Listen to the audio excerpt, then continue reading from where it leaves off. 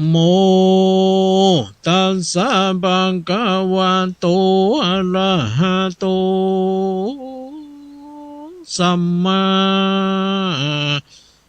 สัมพุทธัสสะอัปปมาโตอะมะตังปะตังปะมาโตมัจจุโนปะตังอัปปมัตตานะมิยันติเยปมัตตายะธามตาติสาธโวดุราสปุริสาตั้งหลายตั้งยิ่งใจมวลหมู่อันพร้อมนาอยู่ฟังธรรมจุงดาจำติดต่ออย่าหือขาดข้อบทใดเฮาจะไขกล่าวถ้อยถึงคำสอนแห่งพระยอดซอยศรัทธาอันสอนสัตตาน้อยใหญ่ว่าฮือกันเองค่อยยามวันฮือป้ากันเกิดขวาดอย่าได้ประมาทละสาหากว่าผู้ใดนะขวาดหูขันเองอยู่วันยามจักเป็นกองงามผาเสิดป่าฮือเกิดสุขขีเป็นตังบ่ตายนี้แต่เล่าส่วนคนหนุ่มเท่ายิงใจบ่คันเองหมายเกิดขวาดเต้าประมาทละสาคนผู้นั้นน่ากล่าวอู้เม้นบ่ตายมุบมู่วำวายนักปราชญ์หลายกล่าวแก้ว่าดังคนตายแท้ดีลีสถามีมวลหมู่จุงพระหมูยาวไปเฮาจะไขกล่าวแท่งฮือที่แจ้งสัจจังและนาสถาอันว่าสัพพัญญูพระพุทธเจ้าตนเป็นปิ่นเกล่าวที่โลกาได้เทศนากล่าวถ้อยสอนคนใหญ่น้อยยิ่งใจฮือขันเองหมายกึดขวาดบ่ฮือประมาทลาสา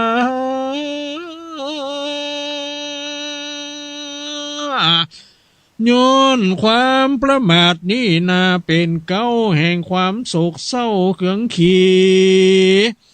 คนโลกีมวลหมู่กันสติบ่อยู่กับตนหลงเมาวนต่างบาปอันกล้าหยับมัวดำเป็นตั้งนำไปสู่ยังที่อยู่อบายส่วนคนยิงใจใหญ่น้อยมีสติห้อยขึ้นวาน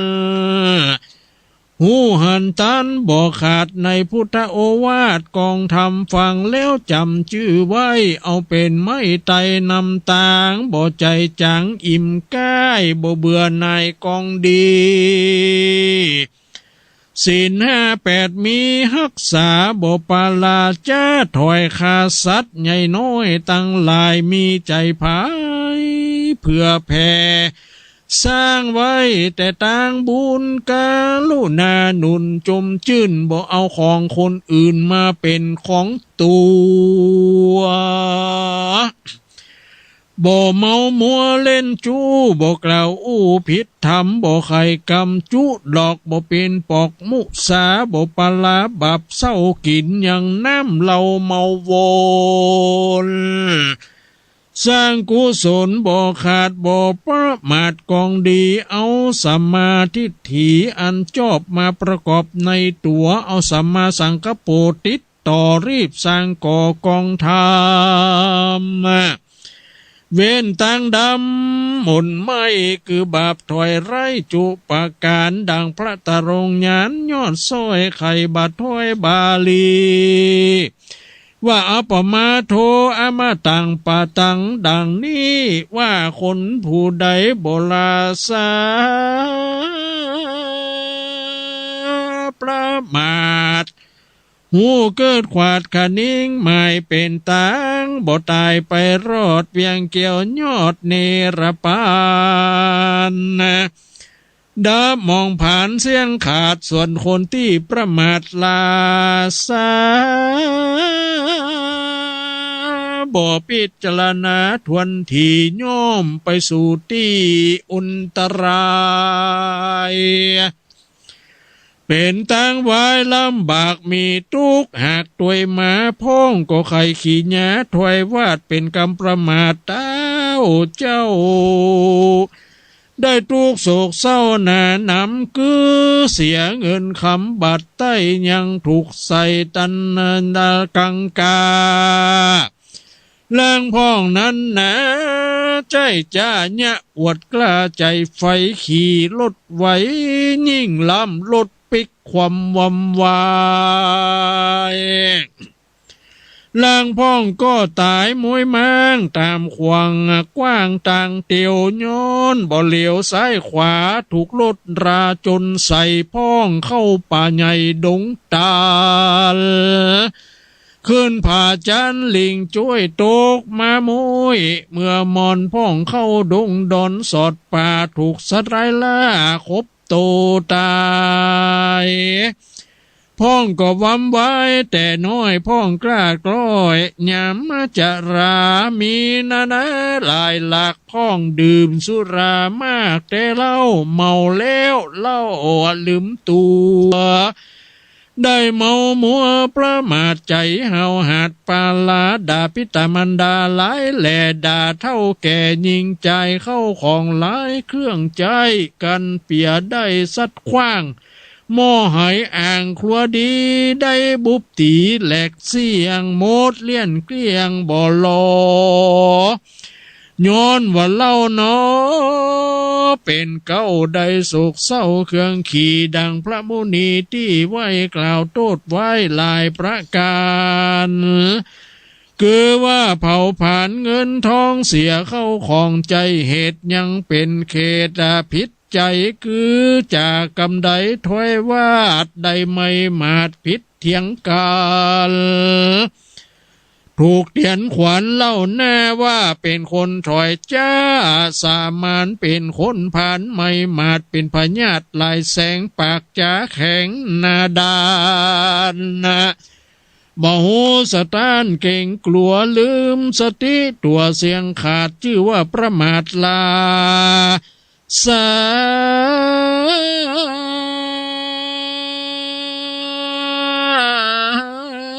นักประหลาดจากล่าวแก้ว่าดังคนตายแต่ดีลีดังบาลีกล่าวไว้ว่าปมาโทมัจจุโนปะทังดังนี้อ่านความลาสาประมาทบ่ฮู้เกิดขวาดตั้งทำเป็นตั้งนำไปสู่อย่างที่อยู่ทุกขีทุกป่ามีบ่อนน้อยได้ตำก้อยเครื่องกาได้มรณามวยมังดังกล่าวอ้างไข่มานั่นแหละนาแถมประการหนึ่งใส่คนหน่อยใหญ่ยิงใจยามจักพันภายใหญ่ย่างยามก่อสร้างกระทำการ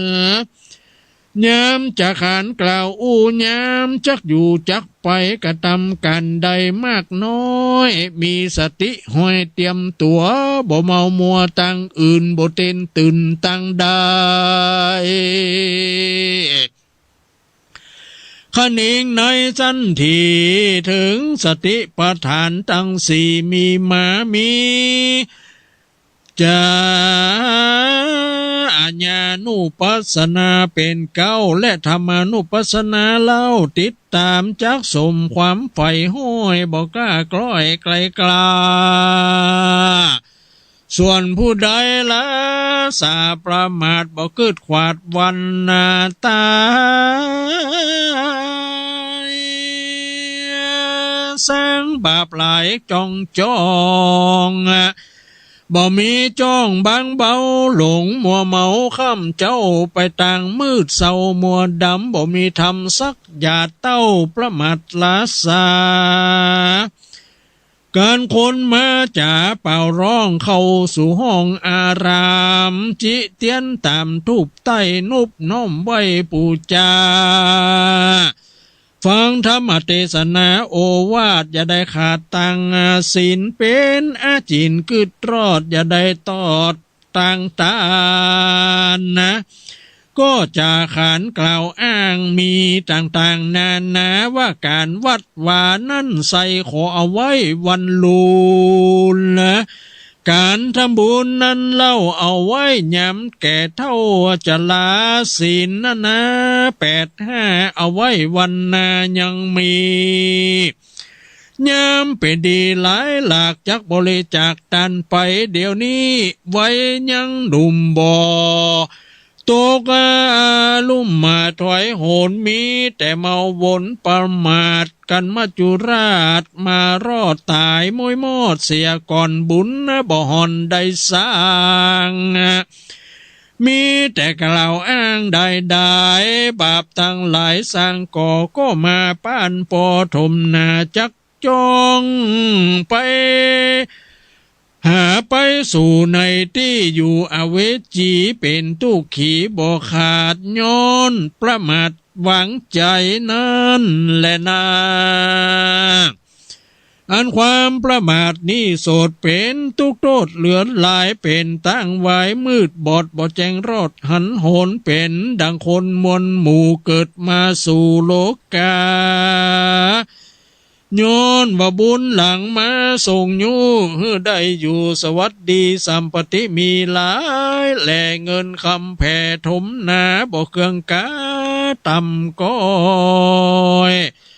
สุขชื่นจ้อยคืนวันเต้าปากันประมาทบ่เกิดขวาดอันใดว่าเกิดมาในชาตินี้ได้สุขีลำตี้นำแหนกันบ่พิจารณาขวาดหูลวดบ่ตั้งอยู่ตามธรรมก็ตามกล่ำกล้าแยบบ่สุภาพตามรายสินตั้งหลาย5 เซนก็หลีกเว้นไกลหนี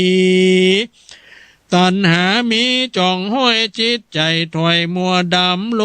ภะอำบ่ไว้กุทะไม่ไปไหนเต้าลงไหลลิงลูบ่เกิดถึงอยู่ต่างตาย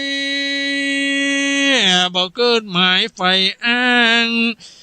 จะก่อสร้างทางบุญมีแต่สร้างบาปหนุนจะใจบ่เว้นไว้วันใดกันว่าตาให้ไปความนาบาปตัวกล้าสาโหดก็ปรากฏเล็งหันฮือจิตวันไปสู่กันนะ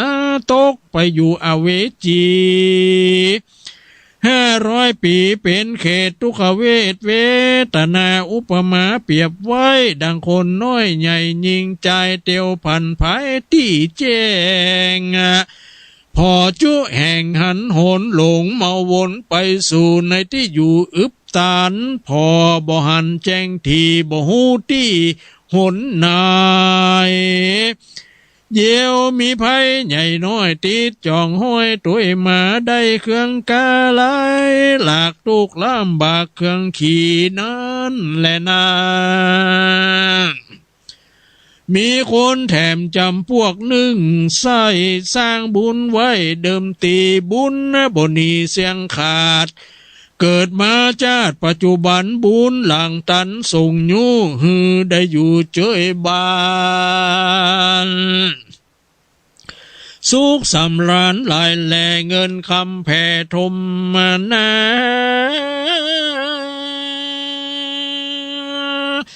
บ่ละสาประมาทหูเกิดขวาดตามธรรมว่าบุญจักนำมาเกิดได้ผาเสดเป็นดีการบุญบ่มีนั่นใส่เตียงยากไรเครื่องกา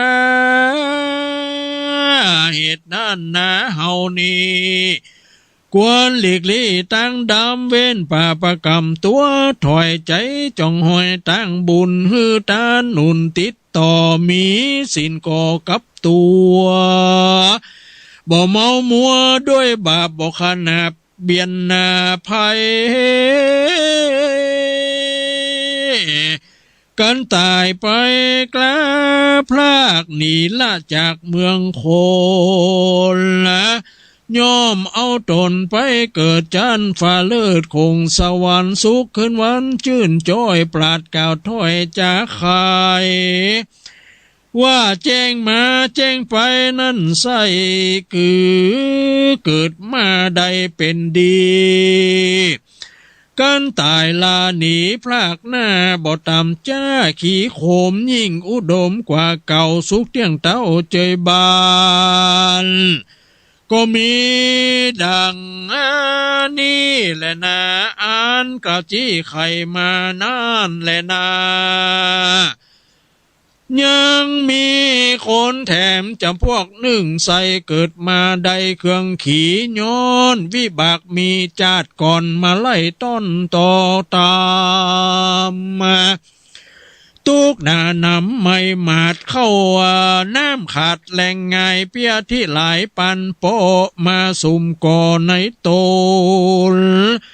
ได้ทารนต่ำก้อยตุกจ่องห้อยเครื่องกาย้อนว่าจาดก่อนนั่นนานั่นใส่ได้สร้างบาปไว้เมาโวละการกุศลบ่สร้างศีลทำห่างหนีไกลเกิดมาชาตินี้จริงทุกลำที่เหลือลายมันยังบ่หมายขวาดหูลวดกระทำบาปอยู่ถึงวันกันดับขันมวยม้างจากที่กว้างเมืองโคนนะได้เอาตนไปเกิดนรกเดือดอเว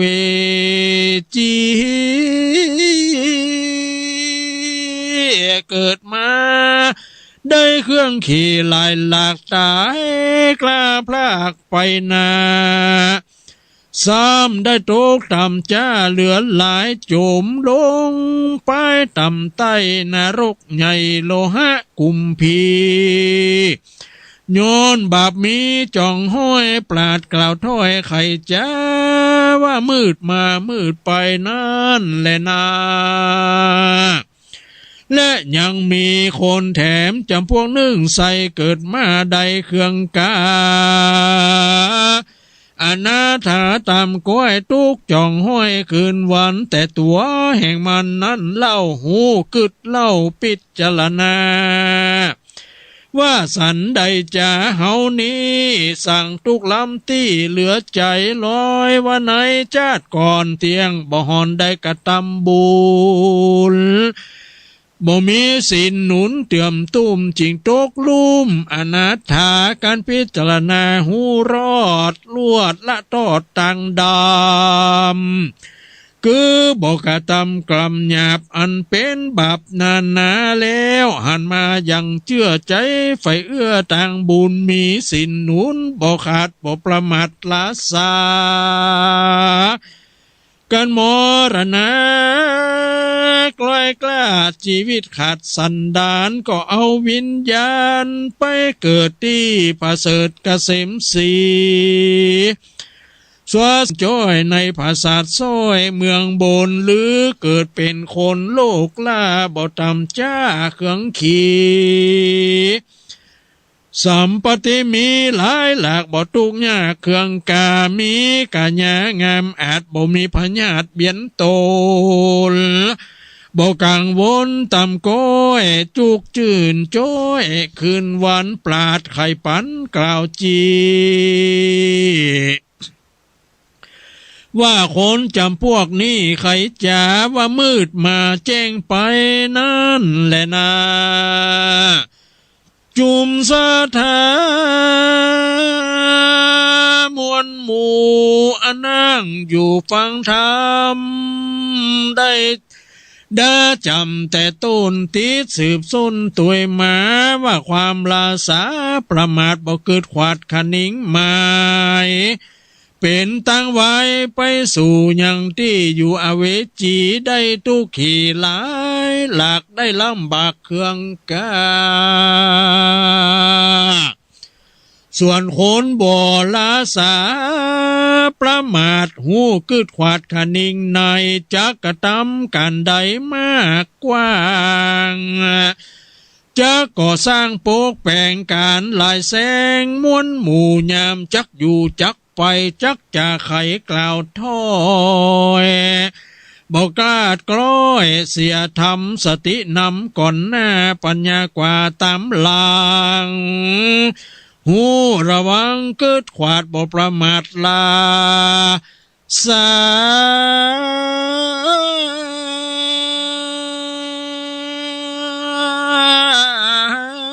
หูพิจารณาจุเมื่อเตียงสมไฟเอื้อใจหมายเป็นตังบ่ตายเตียงแต่จากผ่าแป้มันไผเป็นตังไปสู่รอดเวียงเกี่ยวยอดเนรปา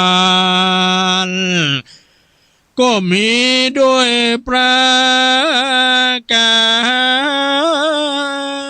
รดังกล่าวมานี้แหละนานี่ที่ตังขีญาสังวันนาวิเศษจะห้องเหตุตังบทตายก็บังกมสมเลสละเดชแล้วเจ้านี้ก่อนแล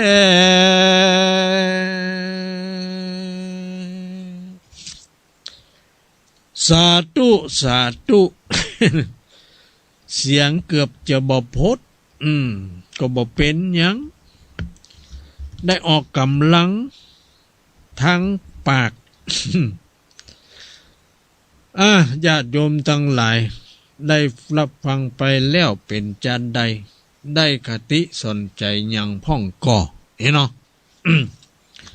กะว่าฟังเอาม่วนเล่นใดๆ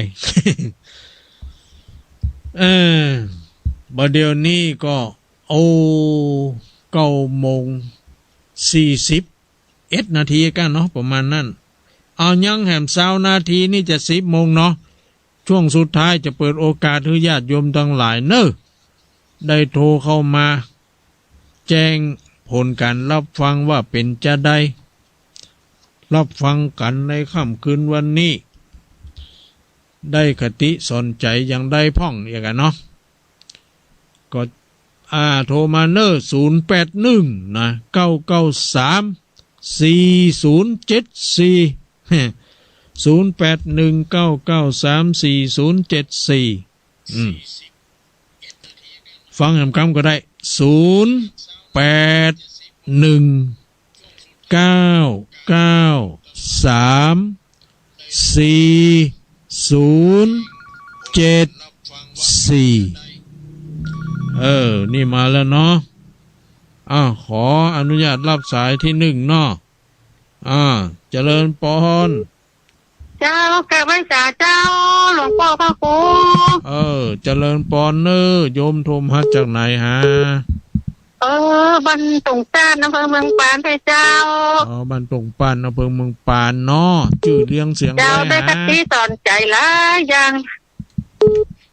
แล้วก็ม่วนตัวอันพระครูตลกตัวม่วนตัวได้คติหลายอย่างเจ้าก็ดีเนาะฟังกันนักกันหลายจ้าเจ้าฟังกันนักแล้วก็คนพร้อมกันนะเจ้าเนาะมีสิ่งขัดตกบกพร่องติต้อยหมายจ้าก็ติมาได้เลยเนอะไม่บ่ขาดตกบกพร่องยังนะเจ้าไม่ติได้ใจอย่างสักอย่างนะเจ้าเดี๋ยวเนาะแม่ชื่อหยังก็ให้กำลังใจเนอะแม่ชื่อหยังก็แม่สายพินกันระยะบ้านตรงต้านหมู่1ตำบลบ้านขออำเภอเมืองปานเจ้าสาธุ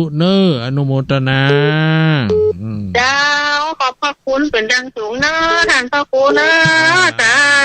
ธุสาธุสาธุเจ้าเจริญพรเนาะสายต่อไปเนาะสายที่1ผ่านไปแล้วสายที่2มาว่าจะได้จะหาสายที่2เจ้านมัสการเจ้าโทรจากไหนฮะเจียงโอมเจ้าสายเจนชิดอำเภอเจียงโอมเจ้าบ้านเจียงมันอำเภอเจียงโอมบ้านเจียงมันอำเภอเจียงโอมเนาะแม่ยังก็แม่ยังก็สายเจนชิดเจ้าแม่สายเพนสายพินกะสายไม่ได้เจ้าแม่สายเนาะ เจ้าฟังประจำเนอะชั ฟั ด ง เจ จำ น น ดี อนชัด เจ้า เจนดีเนาะได้กติสนใจได้พ่องหาได้หลายอย่างอยู่ก้า เจ้าเป็นที่สนใจเจ้าหลายอย่างเจ้า บ่เครียดเนาะแม่เนาะฟังธรรมฟังเทศใจดีเนาะ เจ้าฟังประจำทุกโซนทุกองค์เจ้าตั้งแต่จันทร์ถึงทุกเจ้า ดีเนาะแม่เนาะฟังเทศฟังธรรมมีกำให้ของชี แล้วก็ วิต โทรกับจิตโทรติดเจ้า คนนี้ติดดีเนาะ เจ้า บุญนะเนาะบุญเนาะ เจ้า ขอบใจเนออนุโมทนาเนอแม่เนอดีมีสุข จำทุกวันเจ้าเจ้านมัสการเจ้า สายที่2ผ่านไปเนาะเอาสายที่3มา 0819934074รายการประทีปธรรมวันพัด เอามิไหนยะมาอะโล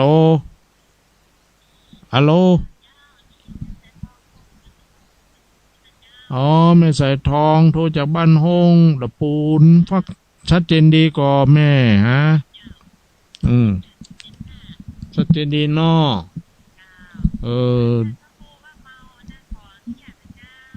เอาเลย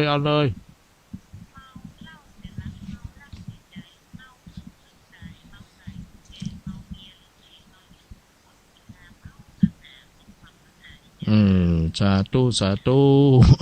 เดียเจริญปอนเนอร์แม่เนอได้คติเตือนใจตัวเองเนาะเมาเพศหมดราคาเมาสุราหมดสำคัญเนี่ยเมาพนันหมดตัวกันเนาะเมาเพื่อนชั่วหมดดี เจริญปอนเสียงยังไม่ค่อยแต่ว่าฮะ โทรจากไหนแม่สลัดโทรจากแก่ซ้อนนี่เนาะ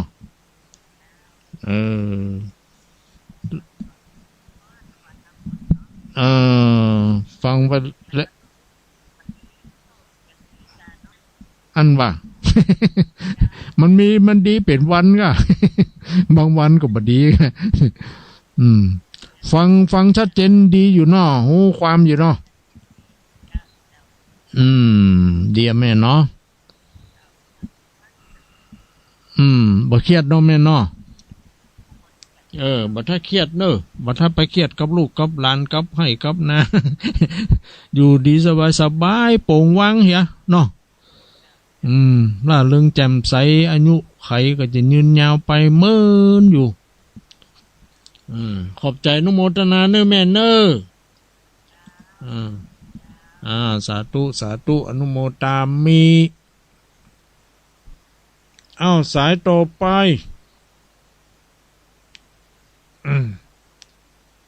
เจริญปอนอะโลไว้สาครับลุงบ้านดงหลังทาม ครับแม่นอจำเสียงได้อยู่โลกไปฟังก็เสร็จให้รับลุงอันกะมันจะได้ว่าเนาะ มันม่วนน้ำไปมันกล่อมใจครับ ฟังคำที่มาทำเมื่อกล่อมกะทิก่อมาลงมาแต่เสร็จลุงก็เจ้านั่งฟังมาเป็นอย่างก็นอนฟังนะมันจะคิดเคิมที่ผู้รับแต่มันหิวความตัวก็ โอ้โหแต่แล้วสิ่งไม่เป็นไม่เป็นเรื่องจังหวะแบบนั้นนอนฟังมันจะคิดให้รับเลยนั่นเนาะไม่บางคนเรานอนรับได้วิยุก็มี จิตเข้าสู่พวังฮะได้บังคับเสร็จจากทุกเก้าแล้วผมมันได้รับไปเนาะครับอนุโมทนาว่าฝนตั้งวัดลงโต๊ะก่อนเนี่ยโต๊ะอยู่โต๊ะแล้วก็เอื้อนตะกี้เย็นอยู่แล้วนี่ก็พอเย็นแล้วทางบ้านเราหลังห้ามเนี่ยก็ดีกันเนาะตกมาลาดแต่ละคำพอดีมักจุ่มนะจ้ะอันนี้นักอะไรกันโลเย็นโลเย็นมาครับหมกนั้นขายฮอนไปได้หน่อยนะเนี่ยกะครับเป็นพระจ่ายตรงนะครับอนุโมทนาสาธุเนอครับไว้สาครับ เจริญปอนเจริญปอน สาธุ เอามีแถมก็ พอจะได้ มีก็หาไผโทรมาสายมันฟรอนกันก้า เจ้า เจริญปอน ไหว้ค่ะเจ้า ปุ้นก้าบ้านห้องนะปุ้นก้าหรือว่าดอยรอหานี่ฮะ ดอยหล่อเจ้า นะจำเสียงว่าดักดอยรอดอยรอไอ้น้องแม่เนี่ยก็ แม่อ้วนเจ้า แม่อ้วนเนาะดอยรออำเภอดอยรอเราฟังชัดเจนดีกว่า โอ้ได้ยินชัดเจนเลยโอ้วอนเดินทำตรงนี้นะ อันบ่า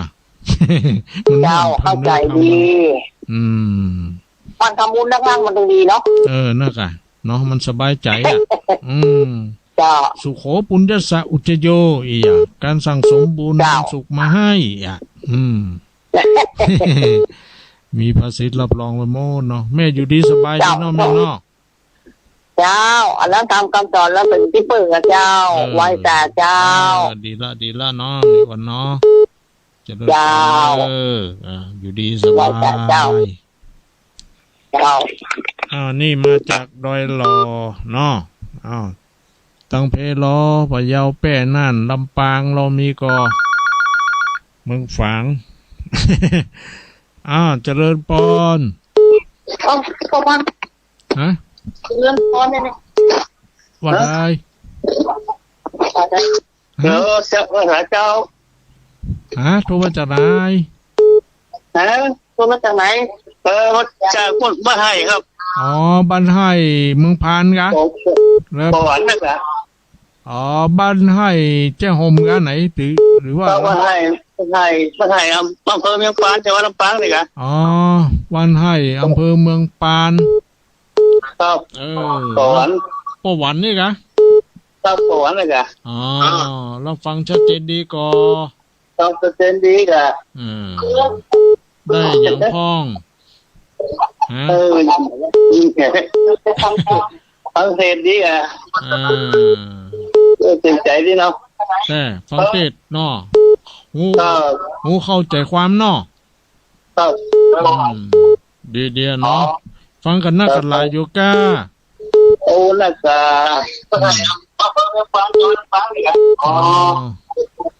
เมืองปาน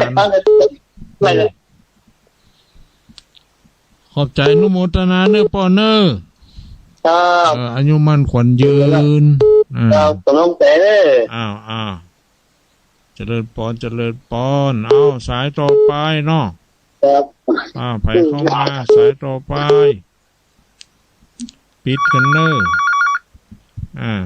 เปลี่ยนกันโทรเนาะโทรแล้วก็ปิดเสียเจริญปอนเจ้ากับภาษาเจ้าท่านเจ้า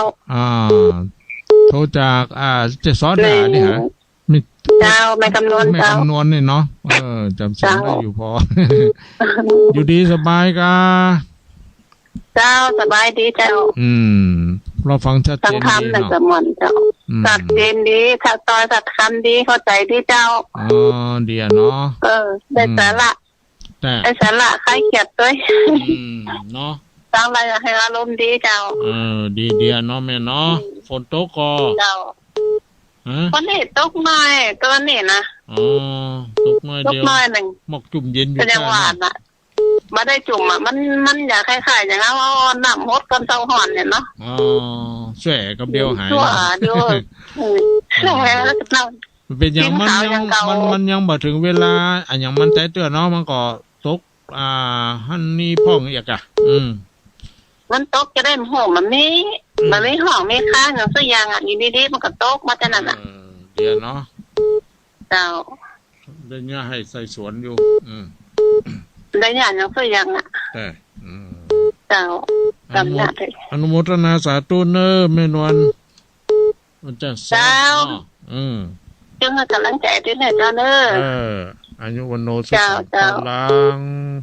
เจ้ากับไม่สาเจ้าโทรมาสักแจ๊ซ้อนเนาะสายต่อไปยังมีก็มีอยู่มาแล้ว เจริญปอนเจริญปอนมีไหนอะเสียงก้อยแต่ว่าผมได้ยินหรอ ฮะเจริญปอนมันทับกันก็หาเนาะเจริญปอน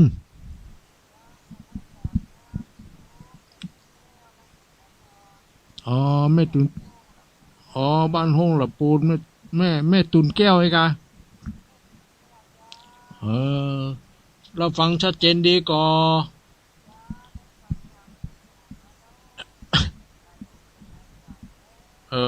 แต่วันหน้าก็จะพยายามเอามาเทศแถมเนาะเรื่องอย่างต่อไปเนาะแต่นั่นน่ะพอเป็นอย่างน้อแม่เป็นตัวแทนนะเนาะก็ได้โต๊ะตกไปแล้วตะกี้จุ่มเย็นดีเถอะพืชพันธุ์ธัญญาหารดีปุ้นก็โต๊ะอะไรปุ้นก็โต๊ะกันแม่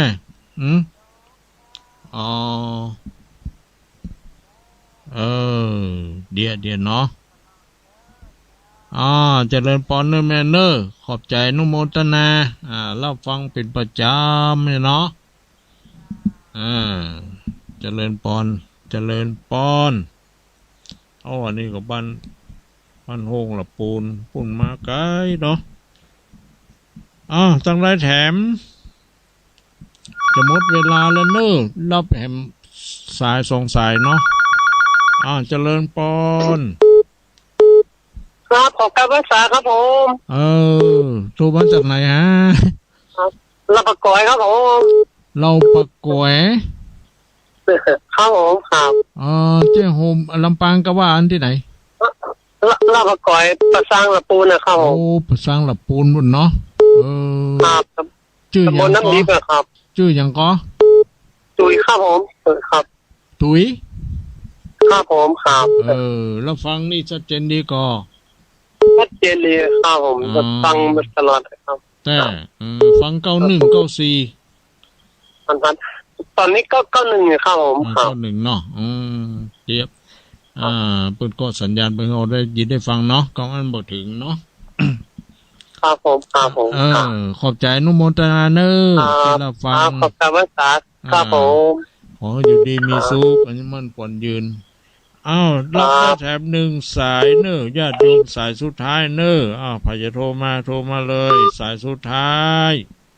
อีก1 สาย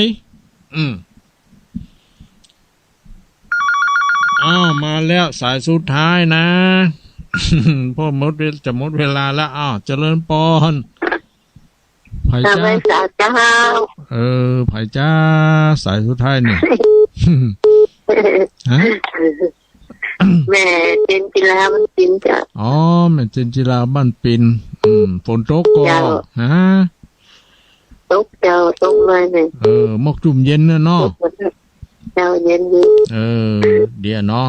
ถ้าฟังชัดเจนดีได้กะทิสนใจอย่างพ่องหาเจนดีได้เจ้าได้เนาะได้กะทิสนใจดีขนาดได้ฟังโหฟังจนต้นจนจบแล้วฟังจนเข้าก็หวังเลย